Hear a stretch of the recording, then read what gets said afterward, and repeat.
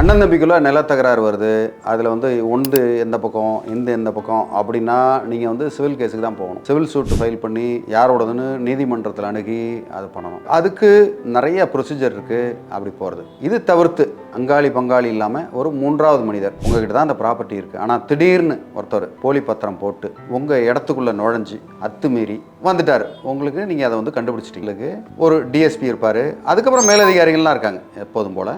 அவங்களுக்கு ஒரு ஒரு ஒரு டீம் ஒன்று இருக்கும்.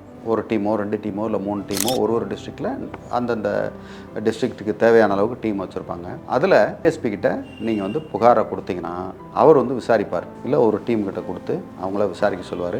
அவங்க வந்து உங்களுக்கு இருக்கிற என்னென்ன டாக்குமெண்ட்டு அப்படின்றதெல்லாம் செக் பண்ணி போலியாக என்ன பண்ணாங்க அப்படின்றத பார்த்துட்டு அவங்க பேரில் உடனடியாக அவங்க வந்து நடவடிக்கை எடுப்பாங்க.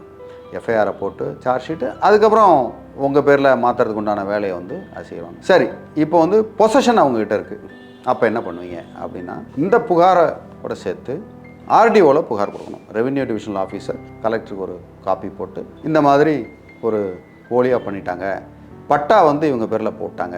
ஏன்னா பட்டா கொடுக்குறது வந்து ரெவென்யூ டிபார்ட்மெண்ட்டு. ஸோ ரெவென்யூ டிபார்ட்மெண்ட்டில் நீங்கள் வந்து இந்த மாதிரி ஒரு புகாரை கொடுத்து இந்த மாதிரி இமீடியட்டாக பட்டாவை கேன்சல் பண்ணுங்கள் அப்படின்னா அவங்க பட்டா கேன்சல் பண்ணிடுவாங்க. பொசஷனும் உங்கள்கிட்ட எடுத்து கொடுக்கறதுக்கு உண்டான வேலையும் அவங்க வந்து அதை செய்வாங்க நிலத்தாளந்து. இது தவிர்த்து பத்திரப்பதிவு ரெஜிஸ்டர் ஆஃபீஸில் நீங்கள் வந்து இதை செய்யணும்னா அவங்களுக்கும் ஒரு கம்ப்ளைண்ட், இந்த மாதிரி போலீஸ் கம்ப்ளைண்ட் கொடுத்துருக்கோம், எஃப்ஐஆர் இந்த மாதிரி ஆயிருக்கு, இது மாதிரி மேலும் அவங்க யாருக்கும் விற்காமல் இருக்கிறதுக்கு உண்டான விஷயத்தை எங்களுக்கு பண்ணி கொடுங்கன்னா அவங்களும் அதை பண்ணி கொடுப்பாங்க. அதுக்கப்புறம் நீதிமன்றத்தில் போய் உங்கள் பேரில் மாற்றி அந்த டாக்குமெண்ட்டை உங்கள் பேரில் மாற்றிக்கிறது சாத்தியமாயிரும். ஸோ இது தவிர்த்து உங்களுக்கு வேறு ஏதாவது உங்களுக்கு டீட்டெயில் வேணும், சந்தேகங்கள் இருந்தால் தாராளமாக என்ன அணுகலாம்.